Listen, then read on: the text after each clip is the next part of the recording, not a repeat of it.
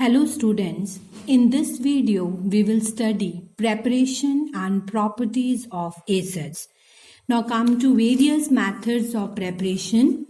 First method is by direct synthesis.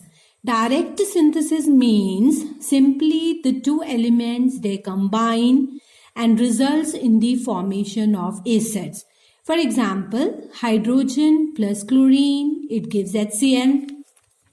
Hydrogen plus bromine gas, it gives HBr, that is hydrobromic acid.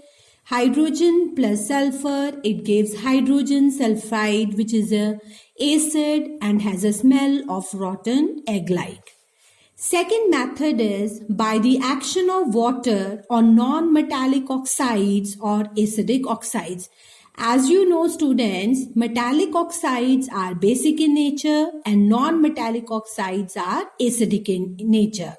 So we can prepare acids with the help of non-metallic oxides. Now let's take an example. Sulfur trioxide, when dissolved in water, forms an acid known as sulfuric acid. Sulfur dioxide in water gives H2SO3, that is sulfurous acid. CO2 in water gives carbonic acid, which is a weak acid.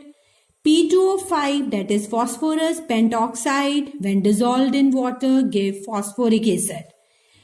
Dinitrogen pentoxide, that is N2O5, when dissolved in water gives HNO3. So all oxy acids are prepared by this method by dissolving non-metallic oxide in water. Now students, NO2 is an oxide of nitrogen which when dissolved in water gives mixed acid or double acid, that is nitrous acid and nitric acid, HNO2 and HNO3. Third method for the preparation of acid is by the oxidation of nonmetals. For example, sulfur on oxidation with a strong oxidizing agent, that is HNO3, is oxidized to sulfuric acid, and along with that water and a reddish brown gas, that is NO2, is released. Same way, phosphorus, a non-metal, combines with strong oxidizing agent HNO3 and forms phosphoric acid, that is H3PO4, along with water and a reddish brown gas, nitrogen dioxide. Last method is by displacement.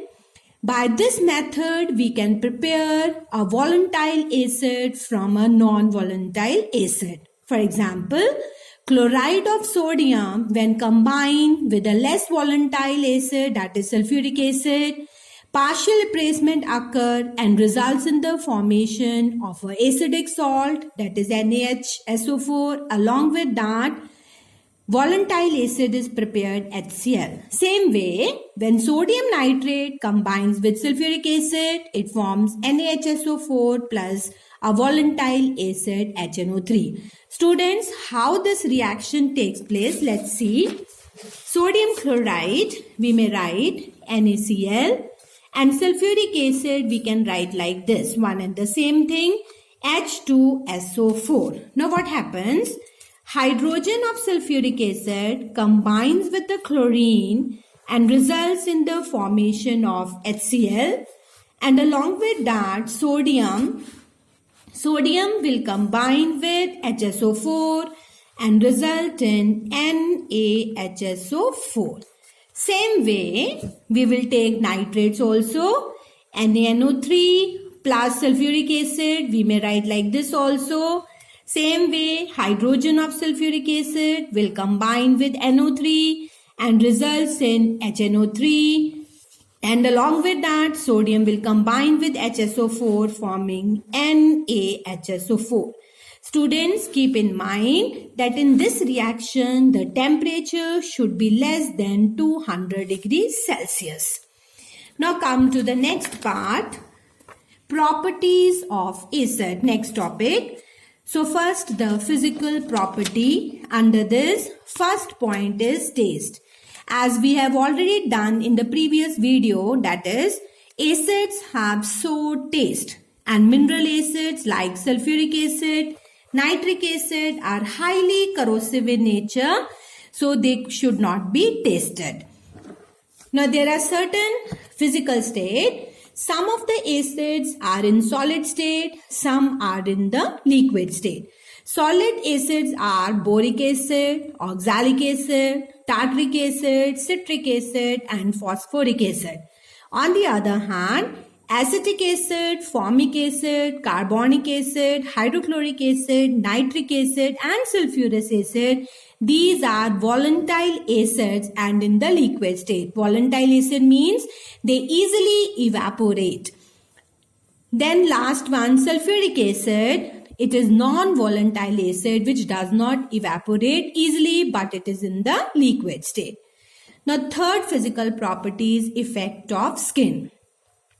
All mineral acids have corrosive action on the skin, and if we use concentrated sulfuric acid, it turns our skin black.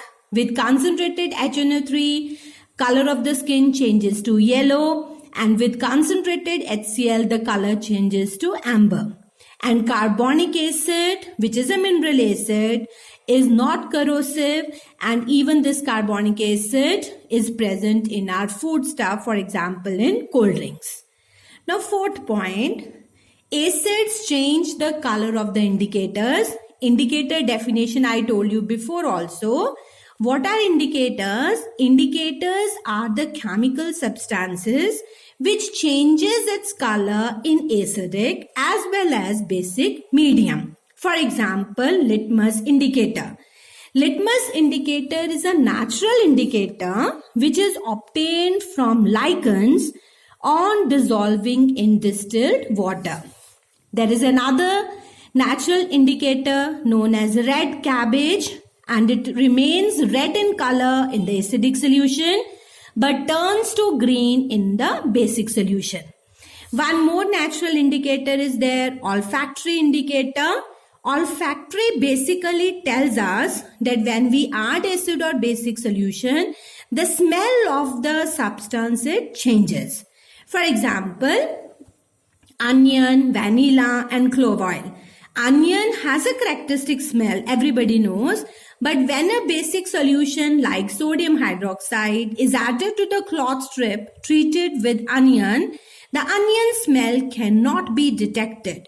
And in acidic solution, it does not destroy the smell of the onion. So from here we may indicate that which substance is an acid and which one is a base. There are certain other indicators, litmus solution or litmus paper, second one methyl orange, and third one phenolphthalein, which is used to distinguish between acid and a base. It changes its color in the acidic medium. Now let's do a small experiment. Students, this is a bottle of methyl orange, which is an indicator used to test the presence of acid. This is a blue litmus solution, as you know. Then another indicator which is used to distinguish between acid and a base is phenolphthalein. Now we will perform a simple experiments with these indicators. So first of all, now what I have taken in the beaker I have taken Limca, that is a cold drink. We will dip a blue litmus solution in this container or in this beaker. The color of the solution, it turns to, the color of the litmus paper, it will turn to red. That means in acidic solution, when we dip blue litmus paper, the blue litmus paper will turn red, showing that it is acidic in nature. Now let's do the second experiment. I have taken lemon juice, which contains what? Citric acid in a beaker. Now let's add methyl orange. 1 drop of methyl orange to lemon juice. Let's see what is the change in the color. The color of the solution, look here, it changes to pink. So from orange color, the color changes to pink, showing that it is acidic in nature. Now let's do the third experiment with the lemon juice, that is phenolphthalein. This is another indicator. We will add 1 drop of phenolphthalein in this case. Now you may see that there is no change in the color of phenolphthalein, or phenolphthalein remains colorless. So all these three experiments shows that it is acidic in nature. You may see from the table also. Litmus paper, blue to red, methyl orange, orange to pink, phenolphthalein, it remains colorless. Now last physical property of acid is that they are electrolytes. That is, they conduct electricity in the aqueous state. Now what is the meaning of this? Now let's take an example of HCl. HCl in the aqueous form, that is in water, this bond it will break. Hydrogen combine with the water and results in the formation of hydronium ion plus Cl negative.